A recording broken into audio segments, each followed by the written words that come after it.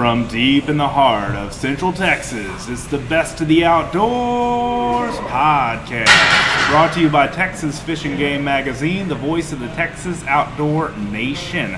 I'm your humble host, Dustin Vaughn Warnke, back with another show. So excited because today I am at my gym. I am here with Gabe Azua. Eric, what's your last name? Mayfield. Erik Mayfield.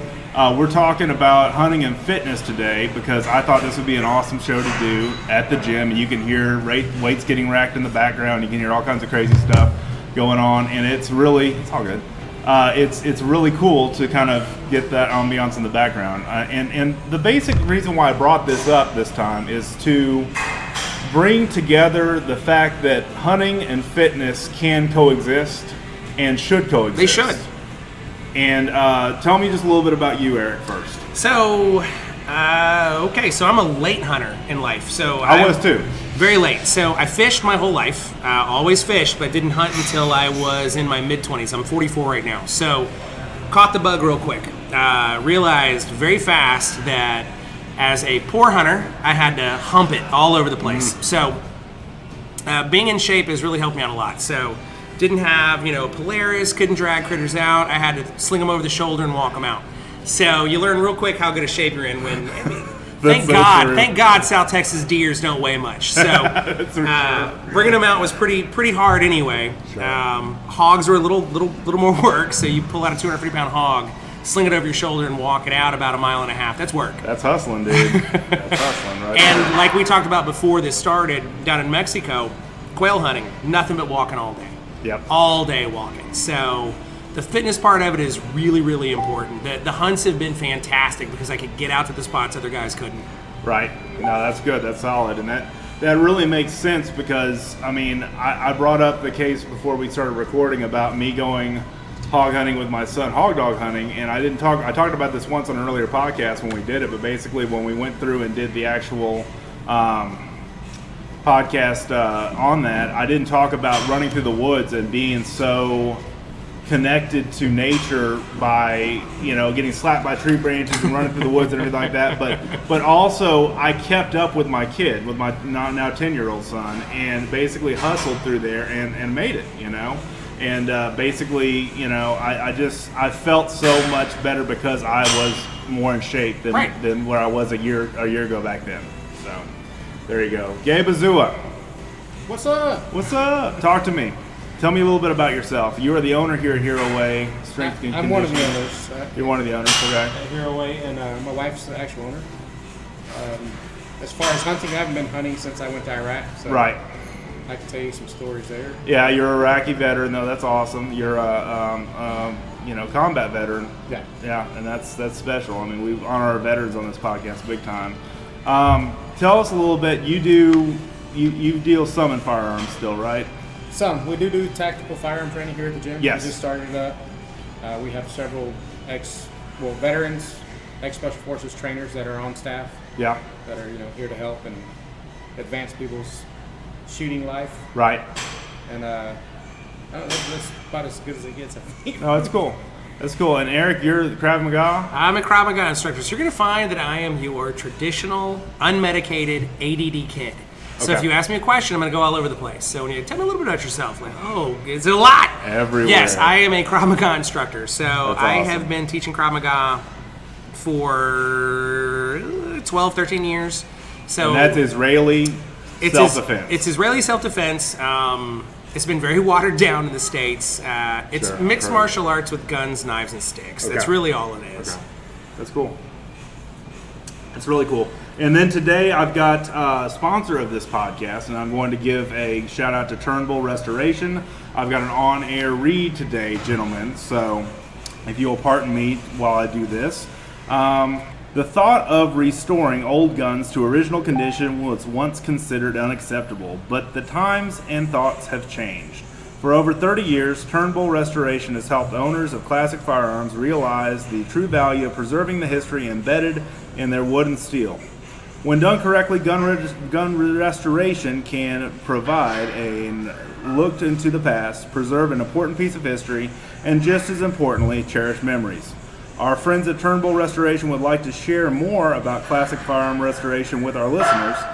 why they do it, and the process and the results. Head on over to turnbullrestoration.com. That's turnbullrestoration.com to learn more about this company's gun restoration services and see if restoration is the right thing for your classic in your collection or your classics in your collection. While you're there, check out Turnbull's own Model 1886. These are customized factory new reproductions of the iconic Winchester Model 1886 lever action rifle. These big bore lever actions feature the same touches and finishes that go into Turnbull's museum grade restoration products. For a limited time, Turnbull Restoration is offering free shipping for on ready to ship made to order Turnbull Model 1886s. Just mention Texas Fishing Game's Best of the Outdoors podcast to get your free shipping. That's turnbullrestoration.com, turnbullrestoration.com. Thank you guys for letting me do that. Yeah. I love old guns. And one of the things that I've done over the years is kind of my own restoration projects and that kind of stuff. I have an old 22 that is like a garden stake, and I'm so looking forward to diving in that. But these guys at this company do really good jobs of professionally restoring guns that look awful to just masterpieces. Well, I just popped on the website. They're gorgeous. They're beautiful. Yeah, that's right. I'm glad you have your laptop open, Eric. That's good. So yeah, they've really beautiful and come stuff. Prepared. And you're our first listener to just dial it into the laptop, so that's good. But really cool stuff. And I mean, I just think no matter where you are in firearms and owning that kind of stuff, it's just restoration and those kind of things are just beautiful pieces of art. If you look at them, the right way. Functional art. Functional art too. That's right. Yeah. Defensive art. Yeah. All right.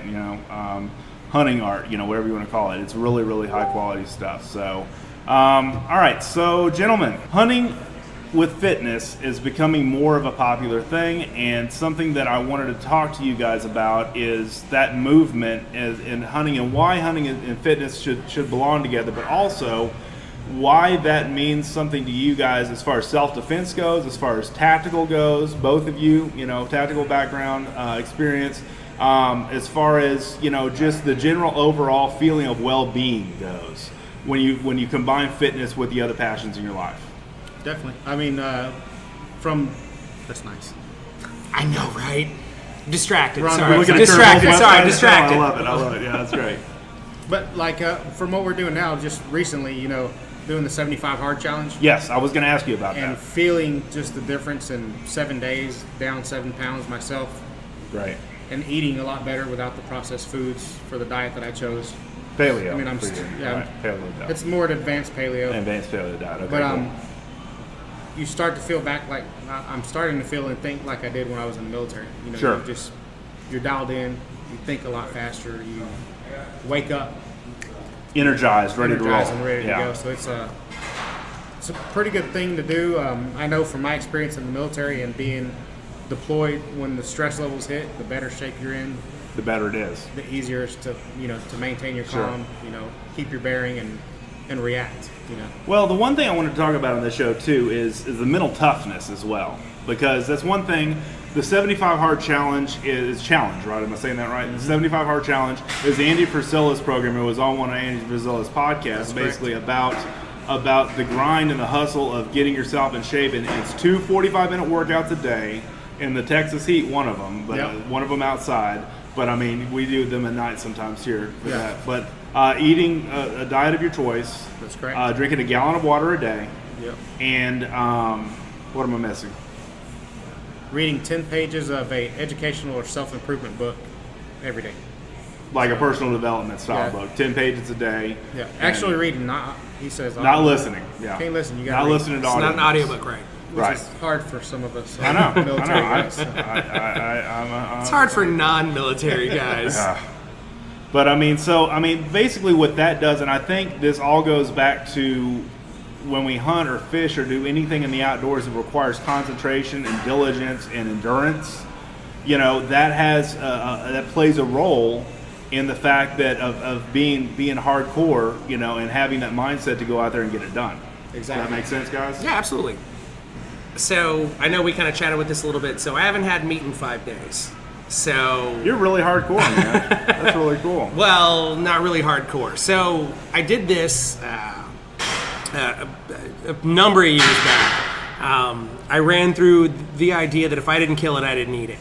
Right. Industry meat it's never sit well with me. I'm not a huge I don't know how this is going to go over. I'm not a huge animal rights guy. That's okay. You're safe here. So, it's a safe space. You're nice. safe. You have a safe space here. That's right. That's right. So. As someone who raises cattle, I have my own chickens. I have Longhorn. I have Jerseys. I've always had critters. So my grandparents owned a meat market in Houston. That's where I was raised. There were never misconceptions about where meat came from for me. Lucky man. That's yeah, cool. it was awesome. And that's where our magazine's based too, is Houston. Just so right you know. on. So this was B&W Meat Market. Yeah. So this is off Shepherd. It was a fantastic meat market. So there was never an issue of being confused about the idea that meat wasn't a living animal at some point. It didn't come in a package. I knew it was an animal. Right. Styrofoam. As an adult, I really, this is going to sound horrible, but the movie Babe, Yes. the pig, Yes. the farmer had this whole thing that he did, this PSA about pigs, and I was like, oh my God, this industry sucks. Yeah. And believe me, I've killed many, many pigs. Sure. So I just looked at it as is this something that I want to put in my body? Right. Not even it wasn't a moral aspect. This is just filthy meat. So looking at how the industry was dirty, I took it upon myself to only eat what I shot. And I did that for a few years, and I had a lot of meatless months. Sure. So, I lived here in Cedar Park, and I took to shooting squirrels out of the window of my bathroom With an into my air gun or a garden. BB gun or with something? with a bow. With a bow. With a okay, bow. cool. So Yeah. taking them out in the garden. That's how I was getting my protein for a little bit. And look, I had a couple of seasons where I didn't get any deer down in South Texas. Sure. So didn't have meat in the freezer. So I made do with what I could. I'm doing it again. Luckily now I have a ranch, so I'm capable of going out and harvesting my own meat. Been looking at some gorgeous deer, so as soon as bow season comes, I'm going out. That's cool. But I've got a lot of hogs moving around, a lot of rabbit moving around, a lot of squirrels moving around, so I don't feel bad about it. I just haven't time to get out. Well, and this is the time of year that I usually talk about two things: budget hunting or hunting on a budget, Yeah. and also preparation for hunting season. Which in a way, it's always been about the gear for me because I'm more of a gearhead. But for me, the more I look at it this year going into it, it's more about the mental preparation and it's more about the physical preparation. Absolutely.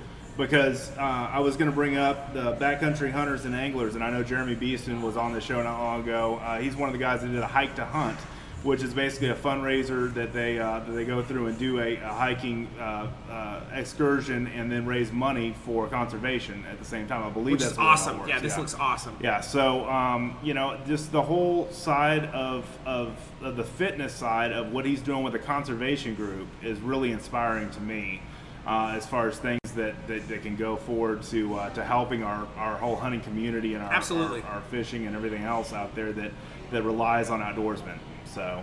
And this is one of the things that I mean, thanks for introducing this to me, by the way. This is Sure. awesome. Yeah, it's a great organization. So being a Texan, there's not a whole lot of public land hunts here. Right. So it's mostly 3% private. maybe. 3% It's of the mostly land. private. Yeah, it's mostly and private, yeah. looking at the cost, so as a not wealthy guy, looking at the cost of going to hunt, sometimes it's prohibitive. It is. So and it's getting if- worse every day. I mean, if every you- year the leases are going higher. Which is and everything horrible. else, yeah. So looking Plus the at overnight. buying a tag in a different state sometimes is the best option. So I have a friend who just got transferred. He's Arizona. He just got transferred. He's in the Army. And I want to go elk hunting with him. Now, I love this guy to death. He's a little overweight. He wants to go elk hunting, but there's no way he's packing this thing out. Right. So I talked to him, let him know, give him some tips. We'd talk it out, we'd work it out, and I want to go hunt. I said, I will pack your critter out.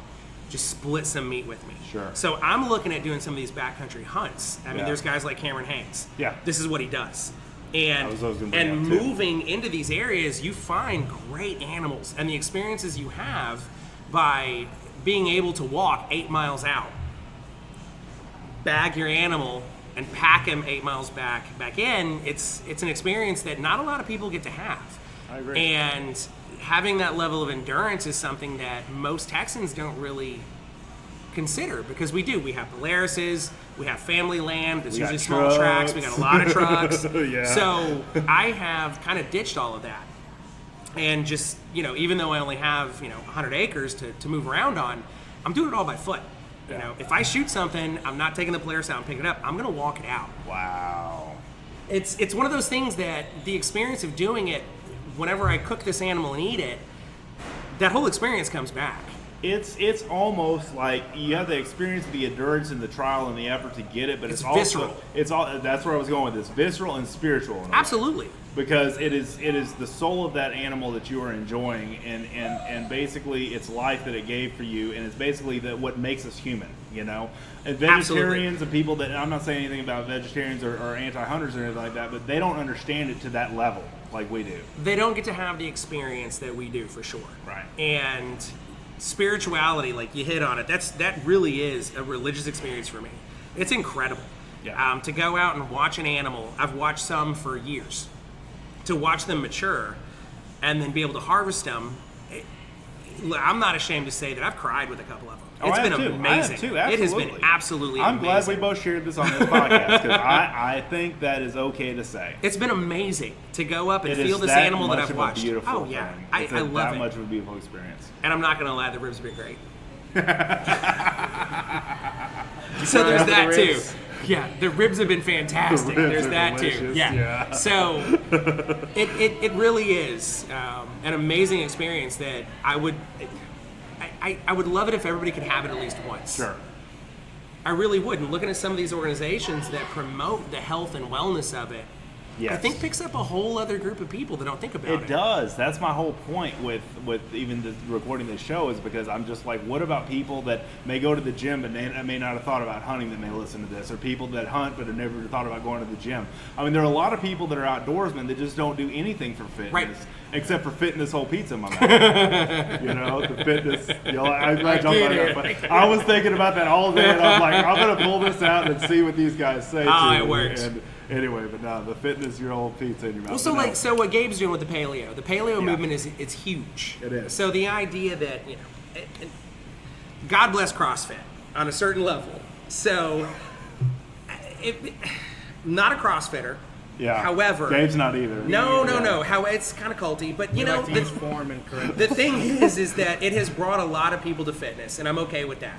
But the dietary, it's paleo is fantastic. Okay. Now, it's fantastic if you research it. because absolutely, you can do it the wrong way quick. Stuck on one diet. You can do it the that's wrong not way great. quick. Right. That's Now, it. I'll eat a pizza.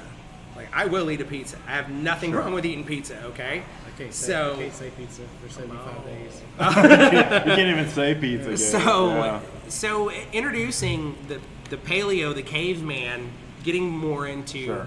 tribalism, that movement is starting. People are shedding off some of Western culture now. Looking at it and going, okay, well, that's great. So how about you harvest your own animal? You're going to eat meat and you're going clean with it. So you're doing the GMO free. You're trying to grab all that stuff. You're trying to right. get grass fed, which I think is fantastic. Well, how about you take it a step further? And if you're looking at some of these guys that come into the gym, they're pumping weights all day, they're enjoying themselves, they're having a blast. Like, all right, take it another step. Like you're doing these things now. Pull a bow Go back. harvest a critter. Yeah, not only harvest your own meat, but you eat the bone marrow, make the broth. I mean, you can't. I would dog You're talking somebody my right language, now. buddy. If you're going to commit, you got to commit So 1,000%. That's good, Gabe. Yeah. That's good. bone broth is fantastic. It My is. wife makes the best bone broth in the universe. Wow. So we had a bull that we slaughtered a couple of years ago. I'm not going to name the slaughterhouse. We had the slaughter. We took about it. the bull? The bull's name was Steve. The bull had a name. That's I my name them brother. all. I name them all. So the bull's name was Steve because he liked apples. So I had Steve Jobs. I named him Steve. They're now like porterhouse, tri-tip, refrigerator. But Steve, my wife was a little leery about eating Steve. So If Steve ate apples, it would taste even better. Anyway. he did. So when I went in to have the bull slaughtered, you have to fill out your form. Right. And I told them I wanted all the bones back, and they said, "Well, we'll give you some soup bones." I'm like, "No, I don't want soup bones. I want all the bones back. back, What do yeah. you want those for? What do you care what I want them for? First of all, it's my animal. I want them for bone broth. I want the skeleton back, as much of the bone I can get, because that is so rich in nutrients. It is unreal. And the amount of broth you can make out of these things, you can have a cup of bone broth in the morning. It's like having a cup of tea, except better. I never even thought about that. The health benefits are amazing. So it's like cooking a soup, basically. I can put anything up on the recipes we make with it. I'll do it out of rabbit. So we'll rabbit, the chickens we have. We make bone broth out of everything. It is nutrient dense. But like you said, it's got to be grass fed, because if not, you'll get all the All the all junk. the All the hormones junk and everything else. All the Absolutely. crap that you don't want. Yeah. and then it won't be. It's kind of like if you catch the animal before it goes to the feedlot for sale, then Right. then you're getting a real animal. But if Right. you catch it after it's been to the feedlot, It's been injected and whatever. Yeah. Well, it's not even that. It's what they're Fed trying to junk. fatten it up with. Feed- yeah, feed, you absolutely. know, Yeah, they're feed fattening all it the up. nutrients are gone out of the Yep. bone, so you really can't. Right. It's not, No, it's not we've as enjoyed wholesome. bone broth now. So my wife turned me on to bone broth. She's a total hippie. So she's turned me on to bone broth. That's why I love her. You got to have love that it. yin and yang, man. so cool. So she turned me on to bone broth, and then when I started harvesting animals, she started making it. She immediately clicked onto hunting. I took her on a turkey hunt, which I thought was like, oh yes. Sure. So made the right choice. So she hasn't shot her own animal. She's a much better shot than I am. We've talked about this with your wife. My wife cannot shoot me. I'm like, Taylor, yeah. baby, I could eat meat all the time if you just go hunting. I wouldn't have this 5 days no meat if you just go hunting. You just shot So- something, honey. If you just took So something. harvesting the entire animal. I'm really big on eating But- organ meat.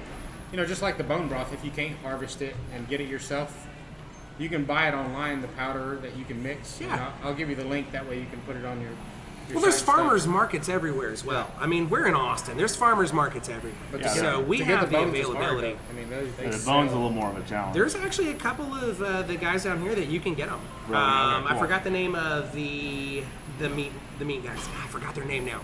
Oh. You can request whatever you want from them. They have no issues giving you bones. That's cool. They're super cool. That's I think really they cool. use A&M to slaughter their animals. Okay. So it's kind of neat that students get to do it as well. So Yeah. ethical slaughter. If anyone's got an issue with that, they're great. Right. The meat's fantastic. It's all grass fed. It's all hormone free. They're Yeah. really cool people. God, I wish I could remember their name. It's okay. Good deal. You can tell me after. Right on. I'll put it in the show notes. It's a nice thing, Gabe, about podcasting is show notes. You got show notes. You can always put things in show notes. Oh, yeah. Anyway. That'll be fun. Also, listeners, one of the reasons why I'm doing this podcast at the gym is Gabe and Taylor Azua, the owners of this gym, are starting a podcast for the Hero Way Strength 360 podcast, which will be on iTunes soon. And that's going to be a lot of fun, a lot of fitness, a lot of entrepreneurship, business, all that stuff. So Yeah, this is we- kind of a dry run in here on this podcasting equipment. So We want to interview all the self-made entrepreneurs, really self-made, not true like the link I self-made. sent you Yeah, that was fun. earlier. People who are in the struggle. You know what I'm saying? You don't have to put on a show in our podcast. You can come in and really tell us Be real. what's really going on and Right. what struggles other people are going to go through Right. to get there. But That's solid. it's going to be awesome. That's good. So I've been kind of helping them as the podcast guy, with getting this stuff, the hardware and the software and all that other He's stuff. done straighten out. everything. Well, thank you. I appreciate it. I love this stuff. Podcasting is one of my favorite mediums. So, and overall, I mean, can you, Eric, in your summations, we like to talk about things in the show, like your best hunting memory. I know Right. you started later in life. I Yeah. started in my early 20s, and I got real serious about it in my mid-20s, and then I started working for a magazine in my 30s, and now I'm 40. So we're not that far apart in age. Right. But any fun hunting memories for you? I have a ton of them. So I used to have access to 500 acres down in South Texas. Right. So I have pretty much every experience I had its own neat thing about it. Sure. Good ones and bad ones. So dragging out Stumpy, who was a deer that I watched for about 4 years. Oh, wow. So there was Stumpy, Tall Boy, and Jake. Now I don't know if you ever watched Pretty in Pink. I think I've watched So part of it. Jake was that Pretty in Pink or Breakfast? No, that was Pretty in Pink. What movie was that? It was one of the John Hughes Chick films. flicks. Jake was I like watched the the John stud. Hughes So I film. named this deer Jake. So I watched these animals for about 4 years. I saw Jake for about 45 seconds over the course of 4 years. His little brother Stumpy was a barrel, just a barrel of a buck.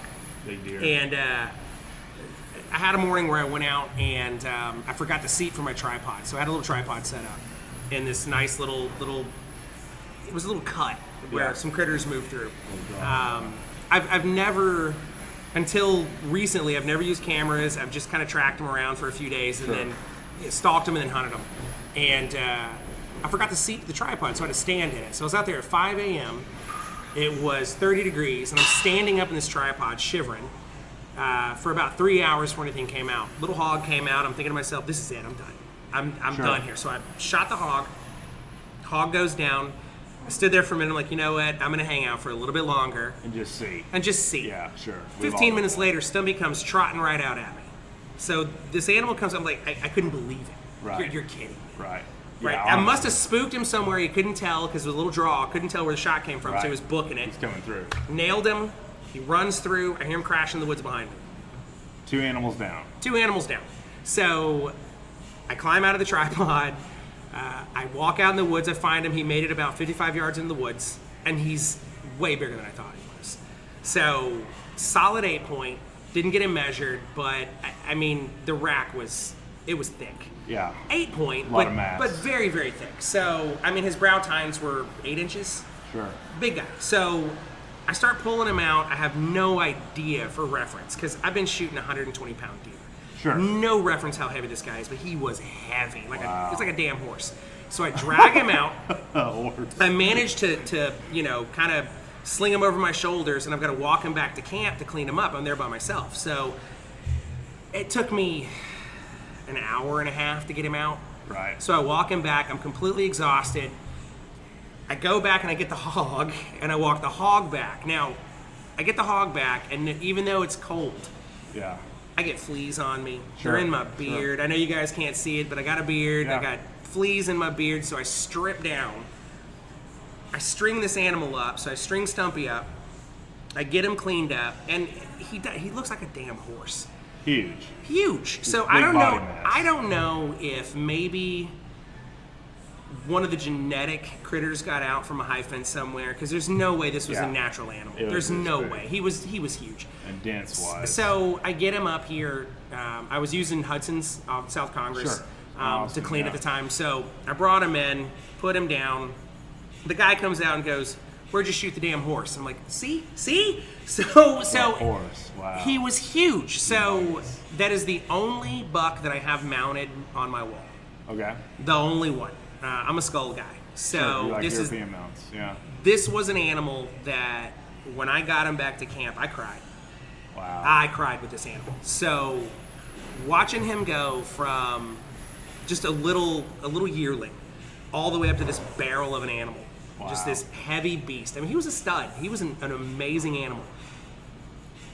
It really was. Every time I sat down to cook part of him, it was almost a religious experience every single time. And I stretched him out.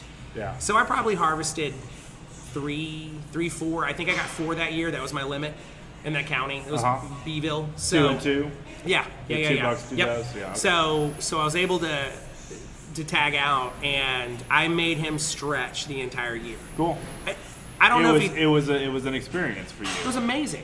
Yeah, it was absolutely amazing. And that's really what hunting is all about. Is it's not just the meat that we eat; it's the experience and I always say it on this show: communing with nature, and that may sound a little weird. It's church, man. It's there's a guy, Adam J, that does a song "I Love Fishing" on one of our other shows. He has a song that he just came out with called "The Ocean Is My Church," and Right? I was just like that. I totally get it. The woods are my church, dude. I mean, it's all it's all encompassing. It's all the enormity of it all. Is Absolutely just amazing. The way it all works, the way that hunting works and fishing works. That you could remove yourself from it and it would continue. But it does not need us. But we are there to conserve and help. We need it. We need it, but I mean, it's just one of those things, and something has to die for you to live. It could be a plant, or it could be an animal. Life feeds on life. That's how it works. That's just the way it works. Right. So, I mean, the people that are kind of against it, I'm just like, man, I don't see that. I mean, so I've had this conversation with some of my vegan friends, and they're not your friends. And this is the thing: is these guys have gotten a hold of me about these animals. Like, you know what? I know way more about these animals than you do. I understand these animals way more than you do, and I guarantee you I respect these animals way more than you do. The fact that that I eat them, the fact that I harvest them, Sure. that's a very personal experience for me every single time. And it is a connection between me and the animal that I just don't think that these people can understand. Yeah. And I don't get offended, I don't get upset when I get a lot of criticism for it from some of these people. It's that's fine. That's your choice. That's fine if that's what you want to do. But you advocate saving an animal that you don't really know anything about. Right. Or what happens to it. Because what happens if we don't hunt them? They starve in a lot of cases. It's brutal. It's brutal. It's Nature is its brutal. own brutal Yeah. force, Yeah. Yeah. And people don't realize that until they're just about, would you like to be shot? Would you like to get an arrow in your side? In the grand scheme of things, maybe. Maybe so. Maybe. So Versus that's being beat up by a Krav Maga guy. well, Just So that is really one of the cool things about it is I get to be part of watching this animal live its life, and then its life is over. Yep. It's not suffering. It was living its life as a happy animal, and boom, it's over. Versus the suffering they could have through either starvation, through some type of disease, through predation. I mean, there is a lot of predation. And if anybody's watched Nat Geo, like when you watch one of these animals go down, they go down hard. They gotta eat too, They go down predators. Yeah, hard. that's a good point. That's a real good point. That's a solid point and that's the thing that people don't, connect that with. But we are interacting with that food chain. Absolutely, we're part of it as hunters, and so that's why I think being in good physical shape and having that whole mindset of mental toughness and everything like that is just being the ultimate predator in a way, as we are. From a visceral level as a human, right? And I mean that goes into a real deep spiritual level for me, because it's all about, where is my place in this, and what is my place once I'm gone? Right. Will the generations after me take over this? And that's one thing why backcountry hunters and anglers and other organizations, SCI, DSC, I mean all these other organizations exist, is to conserve this resource. We're stewards. That's what we are. We're stewards, and we should be. And that's one thing Texas Fish and Game is really big about, guys, is conservation. And I mean, if you read Chester Moore's column or any of the other stuff that we do at the magazine, I mean, it's constantly about preserving the nature, preserving the hunting rights, all that stuff. Because the thing that I've had the problem with in hunting lately is that it's gotten so darn expensive. It gets ridiculously, it gets cost prohibitive to do anything, like you were talking about earlier. It is. So that's somebody asked me earlier in here, and I can't remember who it was. It might have been Lillian. So asked me if I needed tags to hunt on my own property. Right. And Lillian and I have talked about hunting a lot. Actually. And I said, yeah, you do need tags to hunt. And even if you didn't need tags to hunt, I would buy tags to hunt. Sure. I'm putting money into something that I believe in. Yes. So you're going to get taxed no matter what, right? That's just how things work. Correct. I would like to throw money into something that I believe in. And one of my hopes is that we can put money into conservation. We can open up more public land so that more people can hunt. Yes. Texas is one of those weird spots where there's a lot of private. But talking to some of the biologists, talking to some of the people from Texas Parks and Wildlife, more public land's getting opened. Right. People are selling off tracts of their land for public use. And if we can go in and maintain it and make sure that we're bringing in natural wildlife, the flora, fauna, making sure we maintain it, right. People can enjoy it. And you don't even have to be a hunter to enjoy it. Hunters can enjoy it. So Balcones Nature Reserve, it's right down the road from here. Yeah. You can go out and go for a run, you can go out there and go for a walk, and you can see things that you're not going to see anywhere else. It's amazing. Yep. You need to be in shape to walk it. Yeah, yes. It's hot and it's a long walk and it's a lot of hills, it's up and down. You're going to see things you couldn't see otherwise. Right. There's parts of Texas that they're not accessible unless you walk it. You are physically fit. I think so many times we get so lazy in our conveniences of today. Absolutely. Of our Polaris Ranger, our side-by-side, or ATV, or whatever. Turn on the television. Turn on the television. You can live vicariously through somebody that's hunting, that's making the 8-mile hike or whatever. But getting out there and doing it, guys, this is what I talk about to my listeners of the show all the time. Getting out there and actually doing it is what it's all. I mean, it's worth it, is what I'm saying. It flows into other aspects of your life. That's the does. beauty of it. Is once you have these accomplishments, you start building up the confidence that flows over into every aspect of your life. Even your work performance is better. Yes. You You're have sharper. you have the confidence to ask for the raise you didn't before. There's a lot of things that change once you get out. Right. It's really neat to watch the change. And like, I was a late hunter. Right. So introducing some of my friends to hunting and taking them out, watching the changes in them, it's been fantastic. The same thing with Krav Maga, the same thing with lifting weights, the same thing with Brazilian Jiu-Jitsu. Watching people develop and get these small wins that they can take into other aspects of their life. Yes. It's why we do what we do. So self-defense and tactical and all that other stuff, but self-improvement is really what That's really all it is. It kind of goes back to what I quote, success guys in the show every once in a while, but Bob Proctor, or no, it was Jim Rohn. He said, not Jim Rohn, the sports guy, but Jim Rohn, the motivational guy. Anyway, he said, it's not what you become, but who you become in the process of what you become.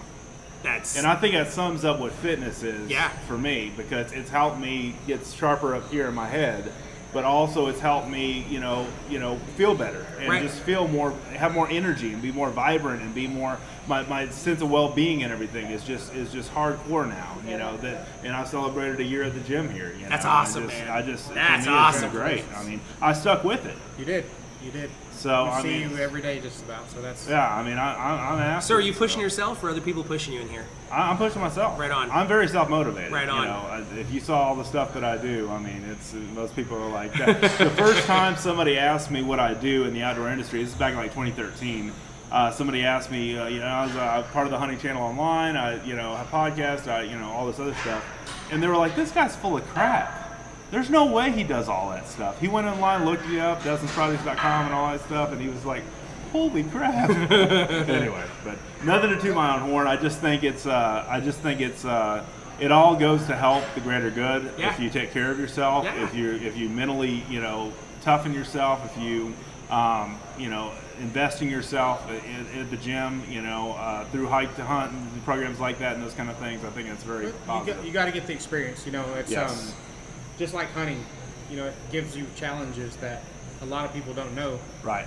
But once you get that challenge, a lot of other things in life are going to be a lot easier. Right. Exactly. There's a good quote, since we were on a coach a minute ago, by Bud Bruceman. Okay. He's the owner of Speed Channel and several other channels, probably Right. the Hunting Channel, I'm not sure. But he says, one of his quotes is, "Don't follow your dreams. Hunt them down until you get them." That's good. That's good. Imagine if you've never been hunting at all before. Right. Yeah. And you don't know what that concept Right. is. So difficult. It's like it So stops you a lot. To that, there's failure. There's a Exactly. lot of failure. There's Yeah. a ton of failure in everything we do. So that failure is growth. Yes. I know there's what Tim Kennedy says, fail often.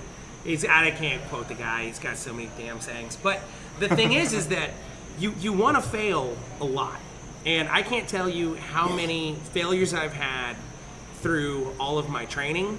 Right. I mean, I failed miserably tonight in jiu-jitsu. And that seems to be like a norm for me at this point. I'm just getting strangled nonstop, which is fantastic. I dig it. Maybe I'm, a masochist. I don't know. Into it. But I've failed a lot, and through those failures, I've always looked at them as a way to grow. Right. And Yeah. I've failed in my hunts. I failed in my workouts, but I've never let the failure stop me. I've always used it for fuel. Sure. And then once I get that success, that failure just doesn't seem like anything. It's it just fades off. It's like, oh yeah, whatever. So I know I'm going to fail again, but it's going to be a small failure and I'm going to have a bigger growth. Everything's a lot smaller from there. It's just. Absolutely. It's awesome. And I told you in the beginning of the show that I've been hunting since Iraq, but my wife reminded me that is not true. Okay. She texted me that I went hunting on my wedding day and almost missed my wedding. Oh my God. So did you really? I got stuck. So Oh wow. I got to the wedding 45 minutes ahead of time. And I'll go hunt, right? Yeah. But I didn't. I was taking my dad. But Yeah. either way, great story. We got married on her dad's ranch. Right. And 45 minutes before the wedding, we were cleaning a deer on a bucket of the tractor So Outside my of the- wedding seems lame now, outside of the wedding man. venue. That's great. And people were walking up like, "Is that what we're eating?" And we were like, "Yeah." Yeah, that's that's it. still That's having awesome. wherever freshly killed deer for That's the awesome. reception. Yeah, right. Oh my gosh, that's hilarious. So So that was my hunting story. That's a Great good hunting memory. experience. Yeah. She had to remind me that, that Rolodex went on. I'm like, oh, Yeah. Hey. Wait a minute. That's cool. That's cool. Well, thank you guys so much for any final thoughts that y'all want to say before we get out of here. Every hunter out there should pick up some form of exercise right now. And I mean every single one of you. That means if you're an 85-year-old hunter, Sure. go on a walk. Just go on a walk. Right. If you're in your 30s, you have no excuse. Yeah. Hump it. Get out and hump. Yep. Plan a trip to Montana in the future Sure. that you know you're going to have to hike. You know you're going to have to walk. Get out and move, man. Get out and be part of nature other than just that short 3-4 hours you get out and sit in your stand. Get out and move. We don't all get to stalk hunt. Some of us only get to blind hunt, stand hunt, and that's fine. There's nothing wrong with it. Walk out to it. Yeah. Don't drive out to Don't it. drive Walk out to it. Yeah, I see what you're saying. Harvest the animal. Quarter it and walk it out. And carry it, pack Walk it out. it out, Pack it man. out. Do small things. Get out and enjoy the fact that you are a predator. You are a wild animal. Be one. It's what we are. Enjoy it. Sure. That's awesome. That's great final Exactly. thought. I love it. Gabe, what do you have to say? just get active. For hunting, your awareness has got to be keen. So, take part in some kind of self-defense class. Sure. Get in there and learn how to be aware of your surroundings, or how to maneuver your weapon a lot better. Whichever one hits you the best. And here we have Krav Maga, we have Brazilian Jiu-Jitsu, FATA Brazilian Jiu-Jitsu, which we're one of the only gyms that I know of that have. The only. In US. America, okay, Yeah. in the U.S. And then what else? Tactical firearms Tactical training. firearms training. Yeah, all Which veterans, I'm looking forward to. All police officers. I'm looking forward to it. Remember, we hire the best of the best here. Sure. So these guys are very well vetted. They know what they're talking about. They know what they're doing. You'll get 100 years of experience behind the Sure. weapon. Sure. When you're getting taught, it's not just a guy that passed certification course and Oh, I'm a teacher. That's yeah, awesome. Yeah. not that. Well, it's just you hear on the news and you hear on YouTube and places like that, places of these guys that were like these awesome instructors, but they really weren't even Navy SEAls. They were really not even in the Army to begin Right. with, or in the Navy to begin Yeah. with. And it's just like, where are the real people at? Y'all hire real people here that have actually been through, real experience. Yeah, we also have boxing, but like I tell everybody, we don't hire anybody that hasn't been punched in the face. And smiled about it. That was that was an experience. Yeah, that's right. That's You gotta right. know how to Yeah, live that's right. past it. So. And the other one I was going to tell you before we close out the show, another one for your laptop, Eric, Skullhooker, skullhooker.com. They will be a sponsor on this podcast later this year, okay? And I'm actually dedicating a whole podcast to actual European mounts. Awesome. Dude, they make these European mounts that you can turn. Dude. They make table side ones, or they make wall mounted ones in the wall, and then they make a trophy tree which you can put in the corner, and you can actually turn left or right, and actually really my does. God, look at Isn't that. that cool, dude? I mean, I love that stuff. So. No, this is awesome. Yeah, I figured that would be because you're a skull guy. You just told me you were a skull I will guy. be sending these guys my 10 point that did I show you the 10 point? I'm gonna send them this guy. Yeah, well, no, you can. It's just a mounting bracket. You don't have. It's just the bracket, it's just so the I get to bracket. clean it you up? You get to clean it out and do everything. So, and then That's even better. You get to have, or you can pay somebody to do it. No. I love doing I'll it. do it for you. But they provide the bracket, the metal, and everything else for it. Dude, to- that's awesome. It looks great. I mean, it looks great. Let me see what you're looking at here. Yeah, that's it. That's it. No, that's awesome. Yeah, that's really cool. So, I mean, it's just beautiful. And the thing is, on the wall mounts, a lot of times you can move them left to the right or whatever. You can showcase the better side of it or whatever. I mean, yeah, the hog skull, whatever Yeah. it is, yeah. Yeah. It's really cool. So anyway, I had to show you Cool. the website. No, for I you love to it. go I down love there. this. So this is great. But all right, thank you guys so much for watching, reading, and listening. Have an awesome day in the outdoors. We'll see you next time.